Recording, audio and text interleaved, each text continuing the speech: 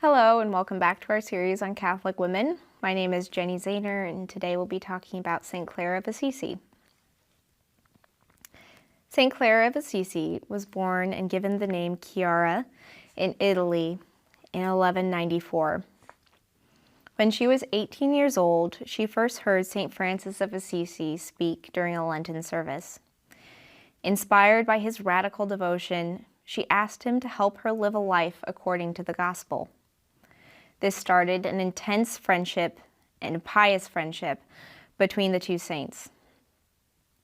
Soon after meeting St. Francis, St. Clare ran away from home to meet him at a chapel. He helped her cut off her long and beautiful hair, and she returned home that day in a plain dress and in a veil. Soon after, she decided to join a convent of Benedictines. However, her father refused to let her join, so Francis helped her run away and she joined the Benedictines under his advice. Clare's father chased after her and attempted to force her to come home and marry a husband, but she refused, saying that she had no husband but Christ. Seeking solitude, Clare left the Benedictines and moved to live near a church called San Damiano. She had her own dwelling near the church and spent her days in silent prayer and work. She lived a vow of poverty and didn't wear shoes or eat meat. Soon other women heard about this strange woman and her strange new lifestyle, and they decided to go to San Damiano and join her. They were attracted to the way that young Clare lived out the gospel, and they too wanted to be the brides of Christ. They were called the Poor Ladies of San Damiano. Their simple joy and their gospel poverty were obvious to all those who met them.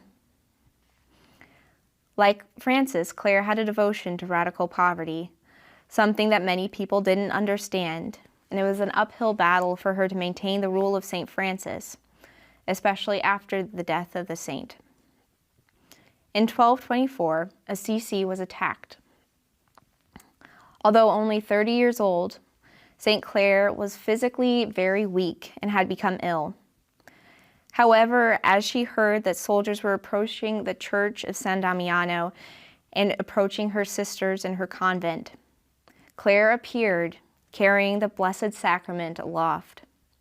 She cried aloud to the Lord, asking him to protect the sisters that she was too weak to defend. The Lord struck the attacking army with such fear and terror that they turned and fled without harming a single sister or member of the village. Clare died in 1255, but before her death, she heard Pope Innocent declare her rule the governing rule of the Poor Ladies of San Damiano. After Clare died, her sisters changed their name from the Order of Poor Ladies of San Damiano to the Order of Saint Clare, commonly called the Poor Clares. Pope Innocent requested that the cause for her canonization be opened immediately after her death, and she was canonized 2 years later. While she was ill and sick, Saint Clare was confined to her bed in her cell, and she was unable to attend Holy Mass. However, during this period, she would have visions, and she would see the Holy Mass in front of her, and she would see the transubstantiation of the Eucharist. Because of this, St. Clare was made the patron saint of television. I think it's very important for us to remember St. Clare now, especially this past year, where many of us, like St. Clare, were confined to our homes and were unable to attend Holy Mass. And we too were watching it on television, just as St. Clare did, in a way. Thank you for joining us.